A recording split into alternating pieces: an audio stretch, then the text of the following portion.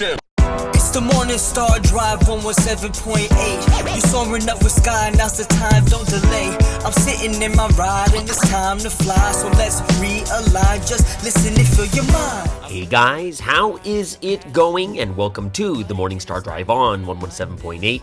It is Friday, November 17th, and so happy for you joining us. We are ready to start another day together with the Lord. So subscribe to us on YouTube, follow us on SoundCloud, and make sure to support us on Patreon.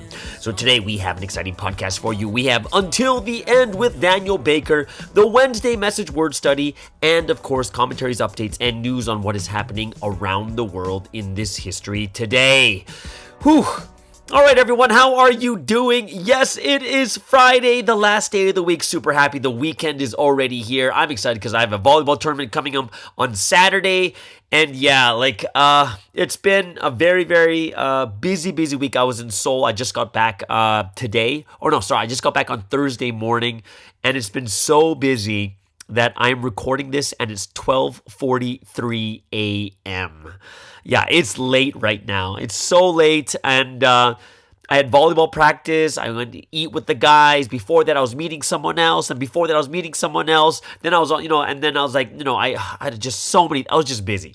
I was so busy that by the time I got home, I'm exhausted. Took a shower. I'm like, oh my gosh, I still have to record. So I'm just like, all right. Take some, I took some vitamin drinks. I was contemplating whether I should drink coffee or not. But the one thing I do know about myself is the more I start to talk, I think the more I'll start gaining energy from it too. So, I just took some vitamin drinks and now I'm here getting to record this. I'm probably not going to finish this until like 1 maybe 1:30, 2 a.m., something along that line. But if you haven't yet, go ahead, leave a like and comment to build our community. Just super happy for everyone joining us every weekday on the Morning Star Drive. Let's get up and support each other each and every day. This week's Sunday message title, 2 titles. The first one, Research or Study God. And of course, second title is One Can't Stand to See Something That Is Not Beautiful Because It Is Unpleasant to Look At. All right. So it is Friday, the last day of the week. I hope you guys are all enjoying. You enjoyed your week. You got a lot of things done, whether it's work, school, study, the spiritual things, your missions and stuff like that too. A lot of things to think about for the upcoming weeks before we welcome in the new year. Yes, guys, we're going to be welcoming in a new year very, very soon. For myself, just had an amazing time in Seoul. It was only 4 days and 3 nights. And it's, it's very, very interesting because the people I got into contact while I was over there, a lot of them left, right? So, and that's not recently. Most of them, some of them are recent, some of them are from a while back. But it was just very, very shocking because I was able to meet some friends just walking around in a department store. I'm looking for a place to eat in a department store, and then I just meet one of my roommates from the past, left a while back, but is married with a kid, super successful businessman, really, really successful. He has 100 people in his company. He hires people from Providence to help also, so it's not like he has anything against Providence, and it kind of makes me feel like he has nothing bad to say against Providence because, it looks like he told me he's kind of just taking a break and stuff like that too. But I was super happy to see him and shocked at the same time. Baby was amazingly cute. And it's very, very interesting. For him to hire members too, I thought was very gracious too. Right? And I think it's also the proper way to do business. When it comes to business, it shouldn't be about what people believe in. It should be more towards how well they work and fulfill the purpose of the company, right? The only time you really would have to think carefully about someone's religion or beliefs is if the company was religious. It's a company for Bibles. Yes, that would be a little bit different. If it's a company for Christian charity, that might be a little bit different too, right? So yeah, It's very interesting in Korea right now, the situation, as I'm meeting more and more people. I meet people, I've met people who've left a long time ago. I've met people who left recently during this time. I met people who are in Providence, but kind of in the fringe. You know what I mean? They're just they're not ready to do anything. They're just kind of there. And I also met people who are going through, some struggle because of what, KJS did and stuff. And I also met people who are crazy fiery. Like, they are running with their life on the line, and it's super, super inspiring. But when I meet all these different types of people, it makes me think very, very differently, because, like, I'm meeting so many people in like many different places in their life or in their faith. Like, I was super happy just to see everyone.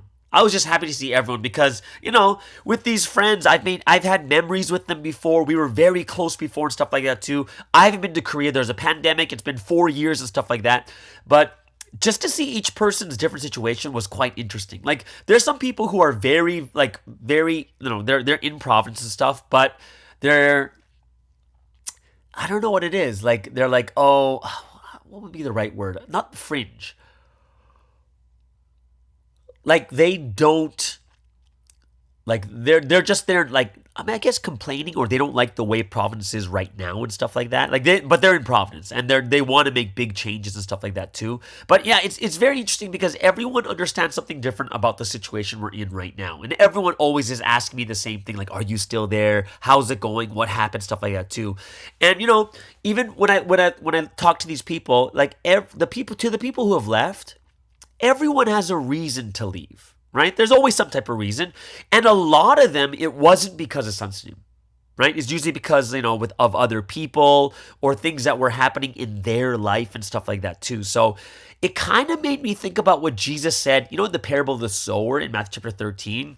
When Jesus tells the parable to the crowds, like, the farmer goes to sow seeds, and then he's scattering the seeds, and some fell along the path, and birds came and ate it up. There was like a rocky place. It didn't have much soil, so it sprang up quickly, but because the soil was shallow, when the sun came up, the plants were scorched and they withered, right? Because you can't have any roots because it's so shallow. There were seeds that fell among thorns, and they were choked, right? The plants were all choked by the thorns. And then some were on good soil, where it produced a crop of 160 or 30 times what was sown, right? And it's like when I'm talking to all these different types of people, it's almost like I can see every single person from that parable. And I thought to myself, I was like, man, you know what? When Jesus told that parable of Matthew chapter 13, the parable of the sower, like, what I realized is Jesus was basically talking about this, like, his situation back then. Like, there were people coming in and out of, like, Christianity at the time of Jesus. They're just coming in and out, in and out, in and out, because that's just, that's why Jesus told that parable, because he's like, hey guys, we're going to have people that come in and out. Some are going to be really, really good soil. Some are going to be shallow. Some are going to be along the path. Like, there's going to be lots of different people that come and go, right? And what was kind of interesting for me after talking to this ex-member who's still, someone I really, really care about. And his baby's adorable, right? But for just about a split moment, I could see why it's tempting to go into the world, right? Just for a split moment. Like, I like seeing how successful he was. Like, he already owns 5 buildings, like, and a hotel kind of thing, right? He has 100 people in his company. He even said, yeah, if you want a place to stay, you can come stay in one of my buildings. Like, how many people can actually say that? You can stay at one of my buildings. Do you know what I mean? And it can seem so tempting to kind of complain to God and say, well, God, why is this happening to someone who left? God, why do you allow something like this? And, we kind of, we look at them, and then we look at our own situation, and we're like, God, what happened to us? Why don't we get blessed like that, right? And I think it's very, very easy to think like this.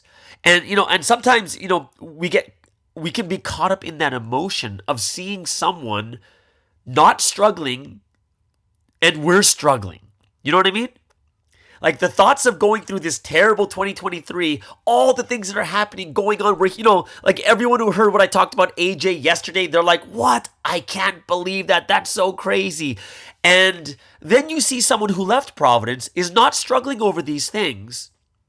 And when, when you come, when you meet with them, it's a little bit embarrassing because we're going through this and this person left and they're not going through it. And it's like in our own heads, we could think to ourselves, maybe they're looking down on us. Maybe they feel like they were right to leave and stuff like that too. And then after they leave, they become successful in business and they can provide for themselves, provide for their families. And, for us meeting them in this type of situation, it can be a very overwhelming moment. Right? Like for me, I'm going to tell you, at that moment when he's talking about his success, like I could feel something itching in my heart, like, whoa, whoa, whoa, whoa, whoa. But this person left kind of thing, right? But I think one of the things that we have to really realize is, like, there's a couple things we need to realize. Like, number one is we don't know what people are going through in their life. We don't, right? Number two is people will meet each other at different points of their life. And what's going to be the most important thing is kind of in the end, right? But I think the one thing we always need to remember is why we are in this history and why we are pushing through these struggles, why we are trying to do our best to get over all these things. And here's the thing. The very reason that all things were made was for the history of God in which we are in right now. Right? Think about this. What is the greatest struggle of mankind? It's trying to figure out why they were created. Like, what's their purpose of life? Why are we here? And this question has made like the strongest of men crumble and the richest feel poor. The longings of our heart, right? The desire to have meaning in life, searching for something bigger, figuring out why, right? Like a lot of people figure out why there's a yearning for eternity in our hearts. It's kind of like one of the reasons why we keep trying to live longer, knowing that deep in our hearts is our soul and spirit that tell us that there's life after death, that it's not going to end there. And when we think about it very deeply, we have the answer to the greatest question that has plagued the hearts of mankind, which is the purpose of creation. No matter how rich, no matter how strong, no matter whatever someone is, eventually everyone hits the wall in their lifetime. Meaning they're going to reach a place where they contemplate why they're actually living. Why are they doing all this? What's the point of all these things? It doesn't matter how rich or poor, how strong or weak or whatever it is. Everyone's going to go, try to figure out why they exist. And I look at, sometimes, at that moment, I was like, oh, it's so easy to question this history in the midst of tribulation. It's so easy. And it's so easy to question this history in the midst of struggle and tribulation while comparing ourselves to those that don't struggle at all. Isn't it true? Like, it's so easy to look at them and like, God, what about us? But I think it's like, if you look at one of the verses from this week's message in Psalms 147, it's like, his pleasure is not in the strength of the horse, nor his delight in the legs of the warrior. The Lord delights in those who fear him, who put their hope in his unfailing love. When we really think about it, where is the hope? Like, what hope do people have? The thing that matters the most is, are we living the proper life? Right? Do we live the life that is true, that is righteous, that leads us to the proper place? And from the world's perspective, we're crazy. From the world's perspective, we're ignorant. But if you think about it, so what? So what? Like, if humankind thinks in a certain way, it doesn't matter. Human beings are weak. We can die in any moment. We don't have everything. We don't control our destiny. And this is why we're those that really think about and love the perspective of God, the Almighty Creator. And that's what matters to all of us more than anything else. Because, the reason I was thinking this, because it was so interesting, because at that moment in time when I was talking to that friend, for a moment I was thinking more emotionally than reasonably, just for that moment. Right? Thinking that, in my head, I almost got to the point I thought to myself, well, people who leave, they shouldn't be successful.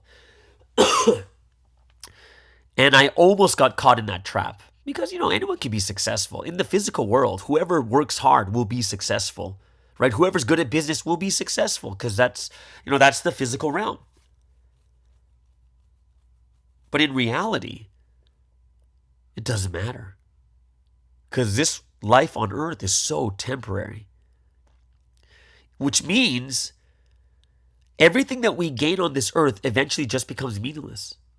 Because there's nothing after. You get nothing from what you've gained here on the earth. So you think, that's why that song, I Am Happy, right? Happiness is eternal. When there's no eternity, it's meaningless and there's no happiness. It's like someone who tries to be the richest man in the world and ends up sacrificing his health and relationships just to become the richest man in the world. And then right when he becomes the richest man, he falls terminally ill, has only moments to live, but sits in the hospital alone with no one there to share his last moments. And he would give up every penny to live longer. What's the point? Was it worth it? So I thought to myself a lot of times we do get caught up when, number one is we're going through difficulty, and number two is we see people who left and they're kind of really, really successful. It's very easy to compare. And I was like, no, but that's not the proper way to think. That's not the thing that we're striving for. We're not striving for to become the richest man. We're striving to become the most righteous, doing things the right way. Right? Becoming people who make God happy and God proud. And in the end, and the crazy part is this, isn't it crazy when we say in the end we're better off? But it's weird because it's not the end. When you think about our physical life, it's like 100 years and then we live eternally in heaven, right? So if you think about it that way, this is how crazy it is. When we think about it this way, our life is like 0.00001%. And it keeps getting smaller and smaller. And then the rest of eternity will be in a great place. But but people are trying to focus only on this 0.00001% of our life. Isn't that crazy? Yeah, I thought it was very interesting. I don't know if it's just I'm tired right now, but I keep saying for some reason. Well, it's 1 a.m. right now, so please forgive me, guys. But I am talking about, I'm not talking about anything, but just the situation that I went through just yesterday. Oh, and a lot of people were actually quite shocked by what I was talking about yesterday too, about KJS, her lifestyle, and how she spent all that money, right? The details are so crazy. But one thing that was really great was the great part was that people said it was good that they knew, and they were very thankful that I was very open about talking about all the things that happened, and it helps them to see how great Sunseam is, right? And actually, there's this interesting comment, right? And this comment. You can read it in the comment section, but this is a comment that's kind of against Sunseam, but I'm going to tell you why I'm okay with it. So the comment says, so you really believe Sunseam is innocent and he didn't realize as the man of God how Joan was, basically saying that she was bad. He proudly talked about her how wonderful she is, and she is his masterpiece. And when you see her, you see him. What she is and how openly she committed crimes is how he is. And many of you trustful leaders know that, but they too love that power. So sad to see such well-spoken, smart men so deeply deceived. Okay, so I one thing I'm telling you guys is I don't mind these comments because it's respectful. There's no cursing in it. They're not trying to disrespect people, they're just giving their opinion, and I'm okay with that. The only ones that I really erase are the ones that are like kind of distasteful and there's cussing in it, or like they it's something that you'll read and you're like, oh, I don't want to read this. But this one was actually quite I thought it was quite respectful, and they're giving their own opinion, and I was completely fine with it.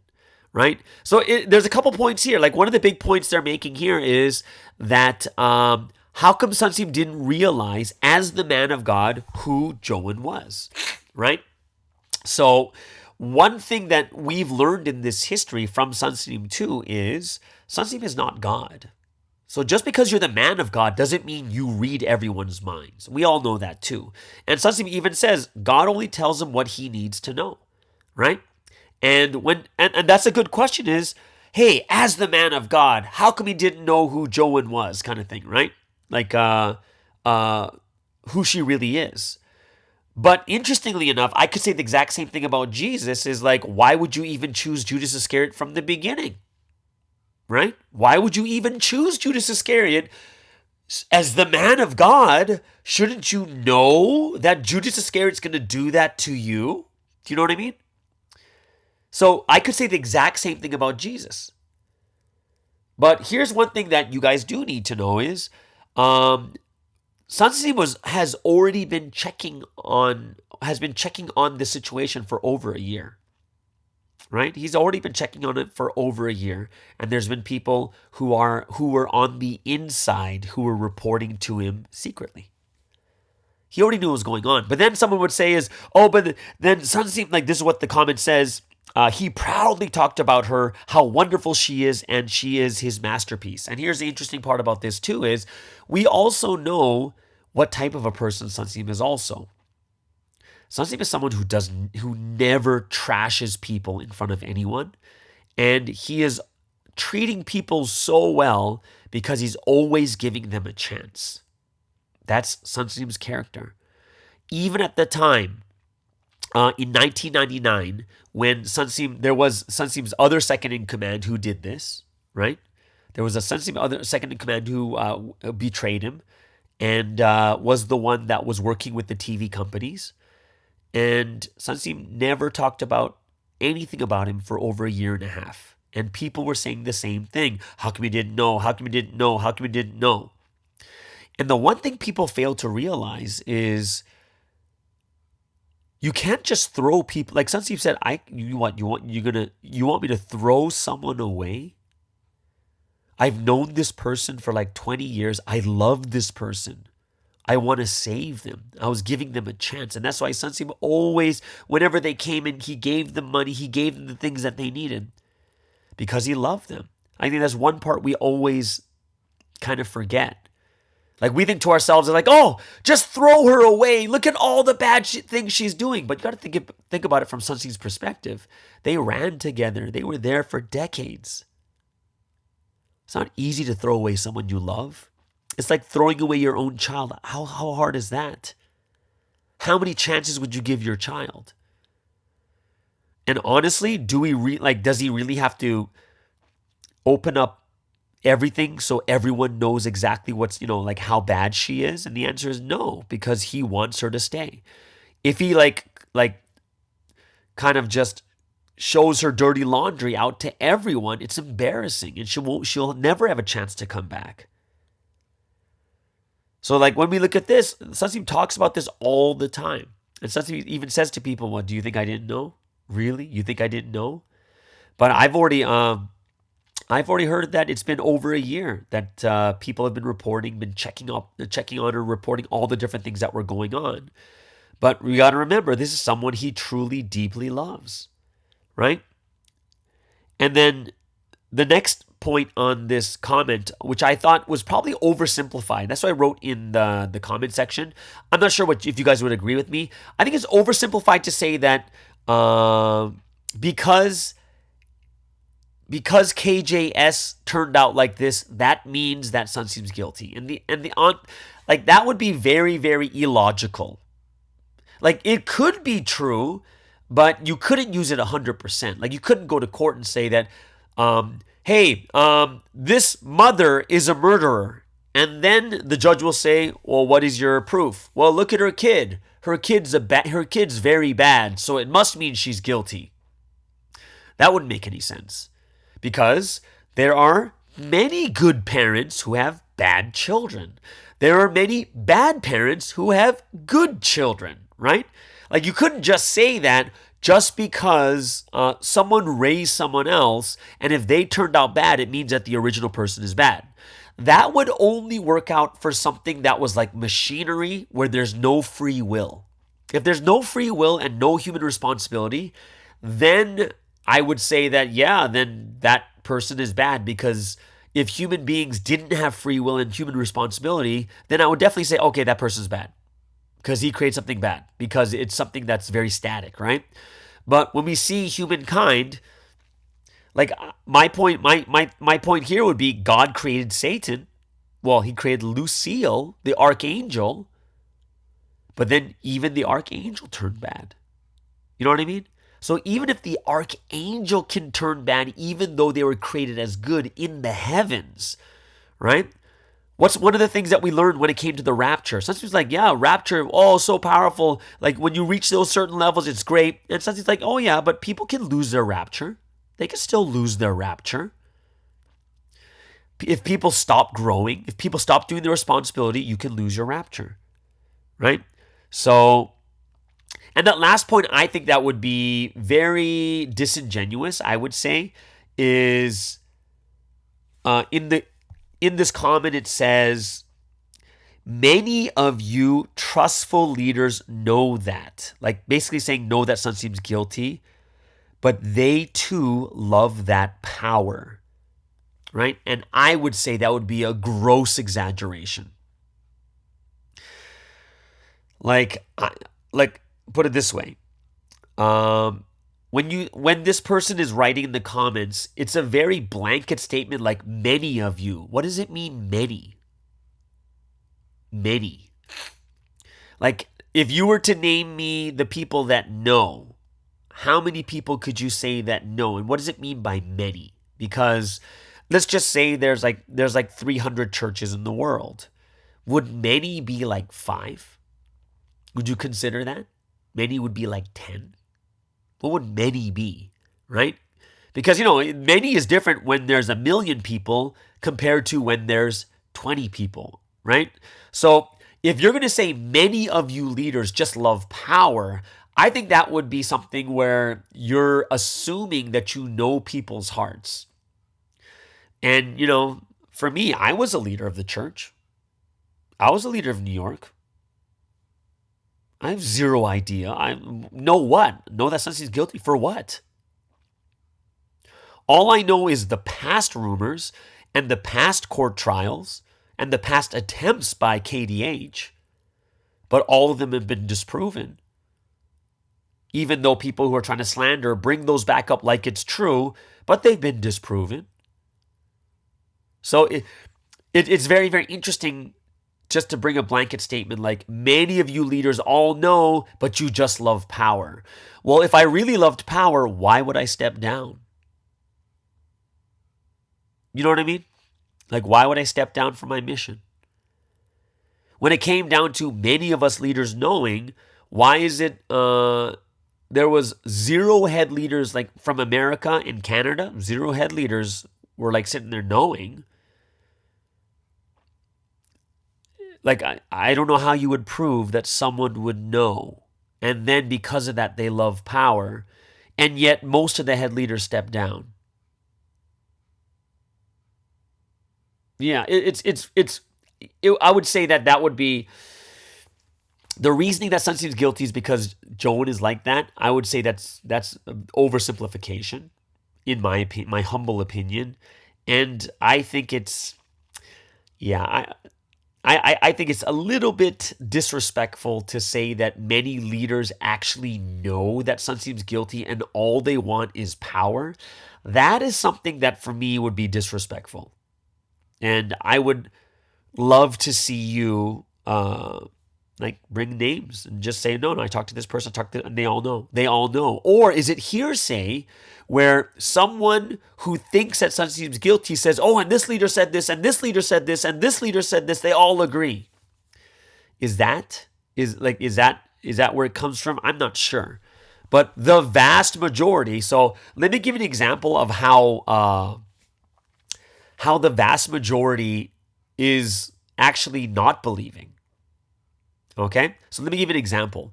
So let me tell you about something, let me tell you how, this is something I learned recently. I'm learning a lot of things recently. I feel like a Hollywood reporter here, and on breaking news coming out here, breaking news coming out there. But I have a lot of friends from Whitestone, and they were telling me about how difficult and crazy it was at Whitestone at the beginning, in March when all this stuff was going on.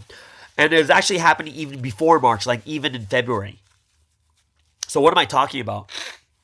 Well, when I was talking to Chungo, he's the one that was telling me they were having all these secret meetings and trying to convince people. They're showing them the Netflix and then try to convince them to come to their side. And I found out today why it was so important for them to get people on their side. So let me give you an example. So imagine there's a church of 1,000 people, okay? So this church of 1,000 people, and what happens is there's a big fight amongst the church members, and they want to split the church. So the question would come here is who gets the church, right? So in Korean law, it would be the group that has the most amount of members. It has to be over 50% of the members. Right? So then they can take over the church, right? So here's the thing. There's other churches, I think it was Shincheonji, I think was one of the churches that does this strategy really well, where they'll go infiltrate a church, they'll evangelize tons of people in there, and when they have over half the people of the church that's on their side, they'll take over the church. And that's the law in Korea of how you could take over church. So what was happening at the very beginning, so think about it. If the law is more than half has to be there, then what's going to happen is they're going to try to recruit as many people until they have over half. And then what's going to happen is they can take over take the church as theirs. It's pretty scary, right? So what happened was there was 2 chat rooms. One chat room was KJS's side, and one chat room was people still on Sunsim's side. And, even though the Lord's church had over 2,000 people, officially registered people was about 1,000, a little over 1,000, right? And at the very beginning, there were 400 people in KJS's chat room and 400 people on Sunsim's side chat room. And they're basically fighting over the last, 200 people. Tell me that was crazy. Can you imagine that's why they really, really needed prayer. It's not an easy situation. And we might think to ourselves is, oh, why do they overact? Why are they telling people why are they so crazy about this? And the answer is their situation. When I heard this, I was like, wow, their situation was that crazy. It was a real spiritual war in there. It was a real spiritual war. But now, how many people are left in that room? So the reason I'm bringing this up is because of that comment is many of the people know about this. And the answer is, from the 300-400 that were in her chat room, there's only 30 people left in that chat room. 30. Which means that a lot of the people actually came back to Sunsim's side. They saw that it was wrong.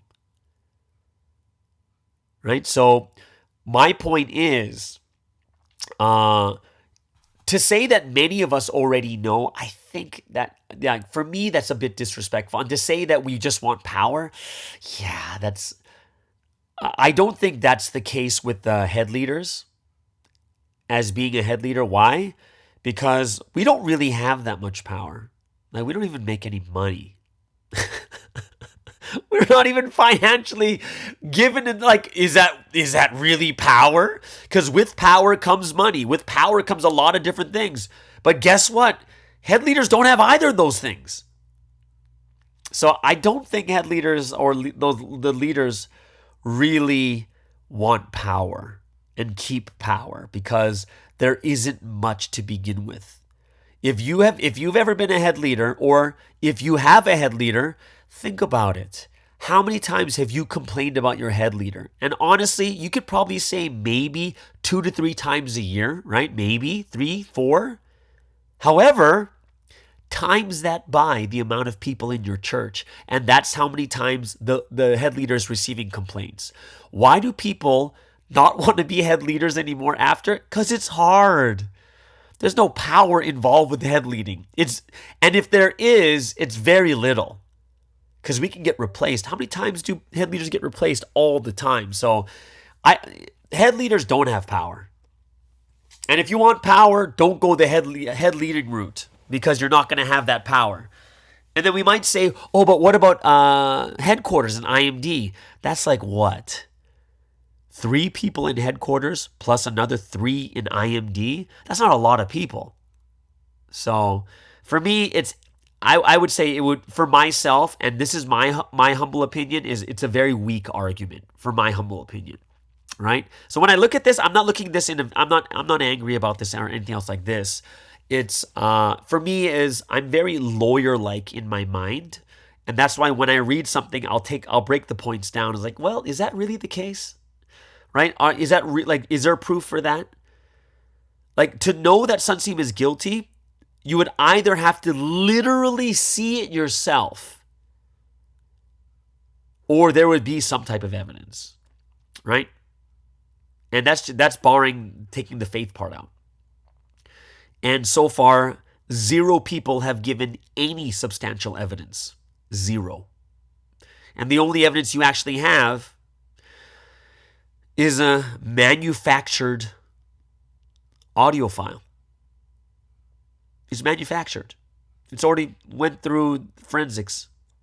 If it was really that true, why would you have to make up something? Makes no sense to me.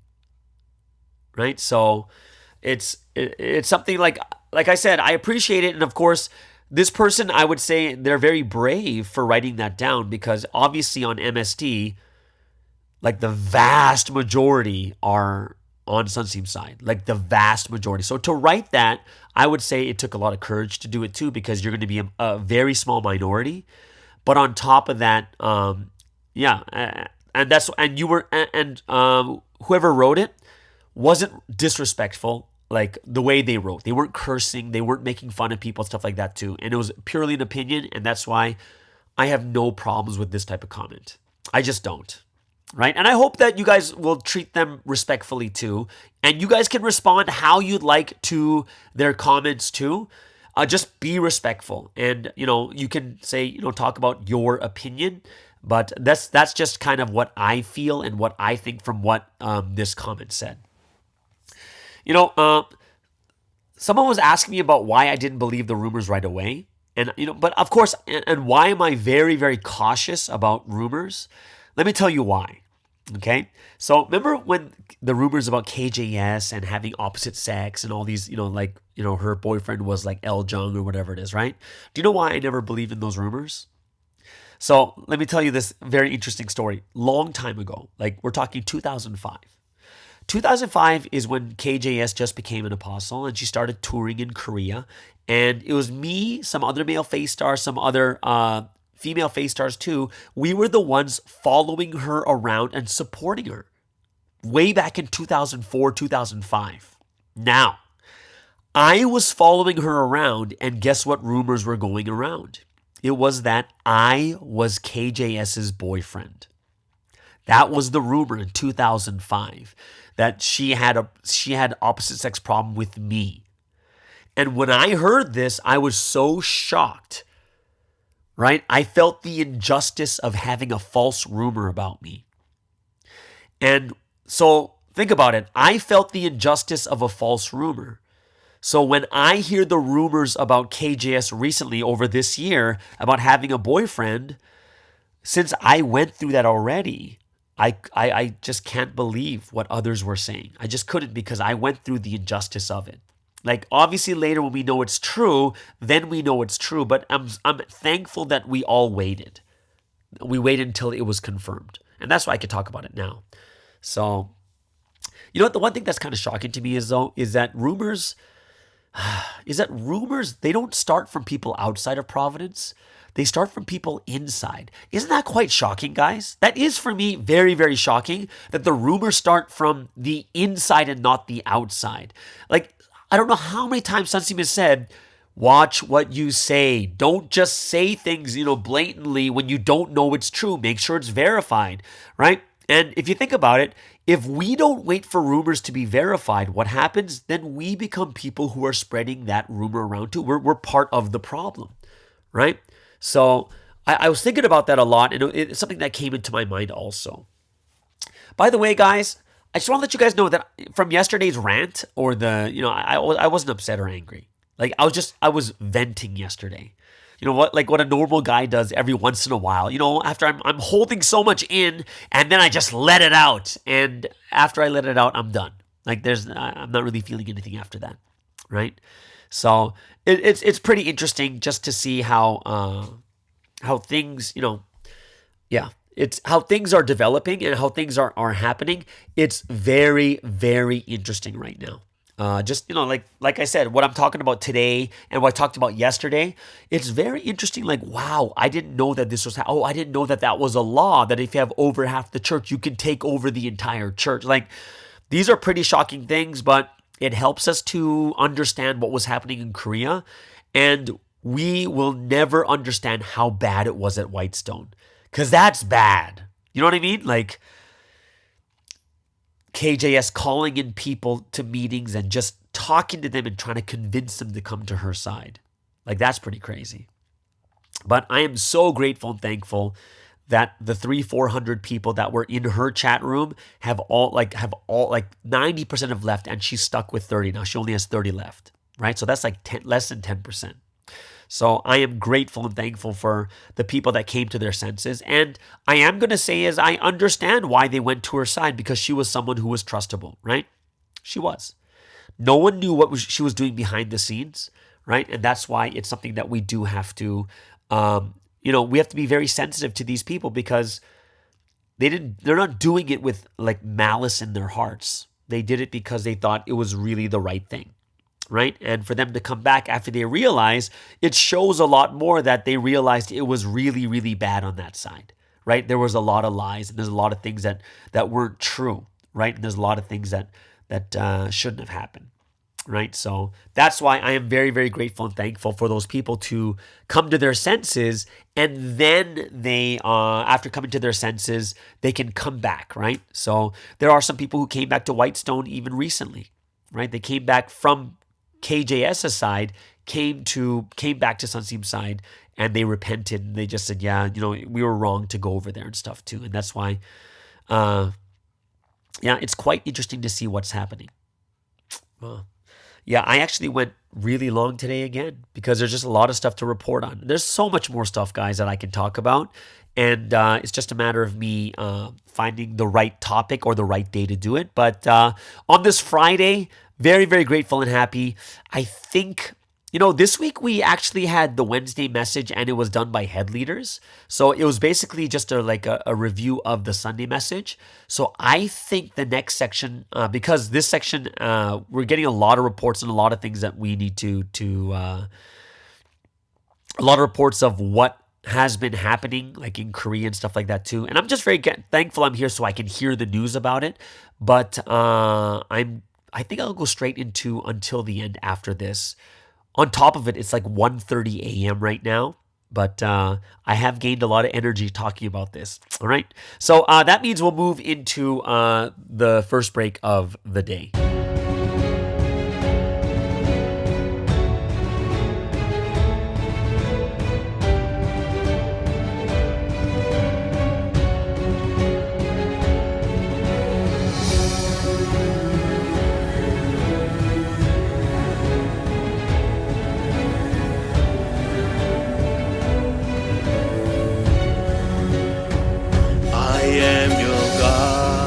Jehovah above, the Lord of hosts, creator of all. I made this world, so hear what I say. Come learn from me, for these are the truth. Come to me and ask me, I'll teach you when you do. Come to me, come closer and receive all my love. Always try, climb higher, draw closer to my side. I, your God, Jehovah, speak these words to you. I will reply through all I have made, and there are times I'll answer through you. If you will pray sincerely and ask, I will reply, so act upon my words. Come to me and ask me, I'll teach you when you do. Come to me, come closer and receive all my love. Always try, climb higher, draw closer to my side. I, your God, Jehovah, speak these words to you.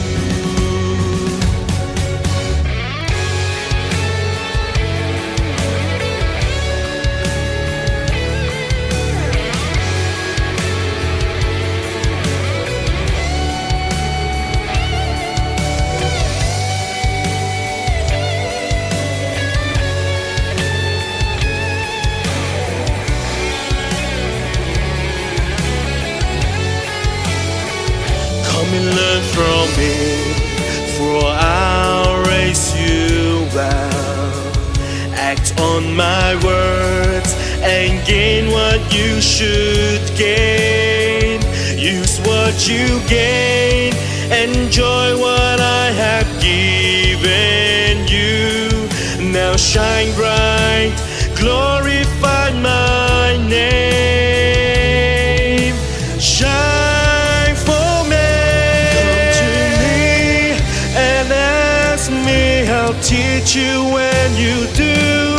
Come to me, come closer and receive all my love. Always try, climb higher, draw closer to my side. I, your God, Jehovah, speak these words to you. I will teach my truth through the person I have sent. For his words are my words, he is speaking for me. See the way he loves me, he'll love me just the same. I, your God, Jehovah, speak these words to you. See the way he loves me, he'll love me just the same. I, your God, Jehovah, speak these words to you.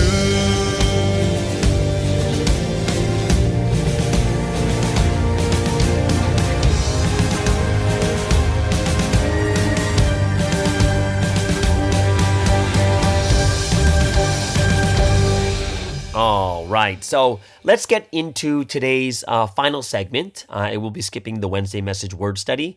It was done by head leaders, and it was a review of the Sunday message. But I'm going to get into today's last segment for today and for the entire week. And of course, we have Until the End with Daniel Baker over here in Korea. And him and I have been having a really good time together. Today we played volleyball, and then we went to get some fried chicken with him and his brother. And yeah, we're on the same team. It's really interesting just to have him and his brother playing volleyball together with them, because like they're so young and they're so energetic and they're high powered and they're very, very good at volleyball too. So I feel very, very comfortable with them. Either way. So yeah, very grateful and thankful for all the hard work that he's done. And I know that both him and I have been recording this very late today after volleyball practice. So I hope you guys understand my voice, why it's a little bit husky. And I might be slurring just a little bit, But, it's 1:30. Please forgive me. After this, I'm going to be going to pray anyways. But yeah. So let's get into today's episode of Until the End, right? So everyone all the way over here in Korea, please welcome Daniel Baker with Until the End.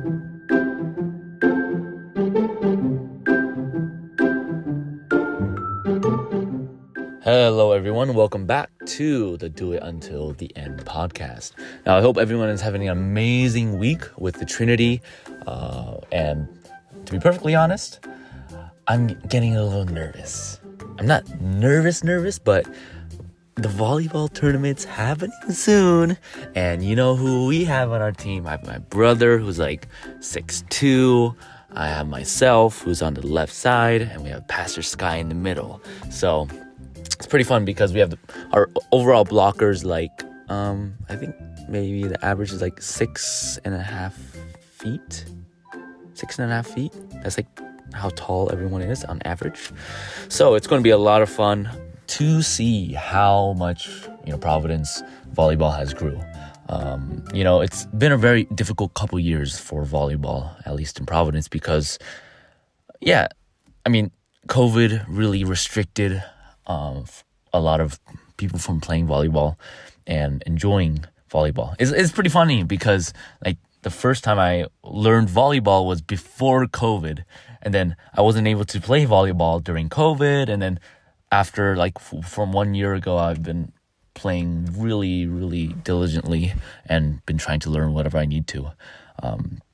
So I'm really excited to see all of my friends, and have that competitive nature within Providence, which is going to be a lot of fun. And of course, there's going to be a lot of rules and making sure it's all peaceful. It's like this peaceful volleyball. And I'm going to keep this segment very brief. And I'm going to talk about something I read in... So there's an author called Jordan Peterson. A lot of you probably know him. And I really recommend a lot of his material, like 10 Rules for Life is something you need to read. It's about talking about chaos and order and why order is needed in your life. And so there's that 10 rules. But after that 10 rules, he gives another 10 rules in another book called 10 Rules for Life, another 10 Rules for Life Beyond Order. And I've been reading that. It's been a lot of fun reading about what to do after you obtained order within your life. Now, if the first book was talking about if there's too much chaos in your life, it's not good for you. But the second book is about if there's too much order in your life, what happens, right? If there's too much comfort, if there's too much safety in your life, what happens to the regular person? And this is something I realized for myself, because what I do is I have a mission and I run full time. However, I've also had some difficulties with this topic, right? Too much order, too much safety. I'm not getting out of my comfort zone. I'm not talking with people enough. And it really, one of the big things that Jordan Peterson said within first couple chapters was that there's a list of things that when he does his psychology analysis of a patient, he lists off, he asks this patient like 5, 6, 7 things. Like, do you have a job? Or do you have any hobbies or friends you can meet with anytime? Do you have deep conversations with your parents or with your family, with your friends? There's like a list of 10 things that he says. And he said that if you don't have 3, 4, or 4 of these things, then he pretty much says that, you're susceptible to mentally spiraling, and getting into a deep and deeper hole that is not good for your mental health. And I'll read this part of the book for you. It is for such reasons that I assess the position of all of my new clinical clients along a few dimensions largely dependent on the social world. When I first started working on them, have they been educated to a level of their intellectual ability or ambition? Is their use of free time engaging, meaningful, and productive? Have they formulated solid and well-articulated plans for the future? Are they free of any serious physical health or economic problems? Do they have friends and a social life? A stable and satisfying intimate partnership? Close and functional family relationship? A career, or at least a job that is financially sufficient, stable, and if possible, a source of satisfaction and opportunity? If the answer of any three or more of these questions is no, I consider that my new client is insufficiently embedded in the interpersonal world and is danger of spiraling downwards psychologically because of that. And one of the big things that Jordan Peterson says is that we outsource sanity or being sane or the process of being sane to other people, right? So it's very important to meet other people, right? And because, we kind of test our ways. We kind of test our sanity. We test how we act in front of other people because, we're constantly reminded of how we think and how we act and how we speak by talking with other people, right? How does that happen? If I'm talking with Pastor Sky and I talking like for 5 minutes and I'm talking and he's like nodding his head. He's like, "Oh, Daniel, that's very inspiring. I really gained a lot from this." You know that you're speaking well, right? You know that what you're doing right now is doing well. But if you're like talking to Pastor Sky and he's like spacing out, he's looking at his phone, he's not thinking or not fully into the conversation, you realize that something's wrong and you try to fix it, right? So it's very important that us, Providence people, it's very important to not be lonely, right? It's very important to meet enough people within the day and making sure that we have a lot of good and productive free time that we use in productive ways. Now, this can be anything: volleyball, soccer, keeping up your mental health. Now, the unproductive things are like gaming, YouTube. Yeah, those are the worst. Yeah, so I read this. Very, very inspiring. So if you really want a good read, go check out Jordan Peterson and the 12 Rules for Life and 12 More Rules for Life if you're very interested. I really thank you and thank Pastor Sky for giving me this ability to really share what I'm thinking, share what I'm reading, because I am reading a decent amount of literature on mental health. And I'm trying to figure out, it's like a puzzle, right? To really improve my mental health. I really thank you for listening. And I truly believe that if you're going into the end and if you're working hard, both mentally, physically, and spiritually to make sure you go into the end, let's walk this path together with the Trinity. Peace out, guys. Bye-bye.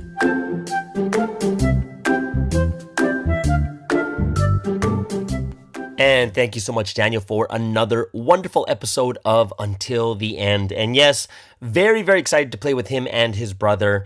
Very, very young team, except for me and one other person who are very, very, very old. Like both of us are like past our mid-40s, we're both in our mid-40s, and everyone else is 20 and under. So it's a pretty...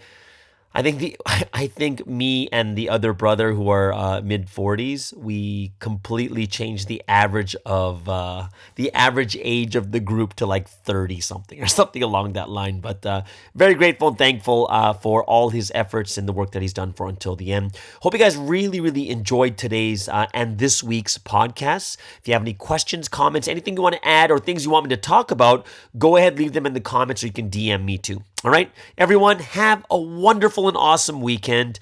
We will tell you guys how we do next week for the volleyball tournament, and then we'll see you guys on Monday on the Morning Star Drive on 117.8.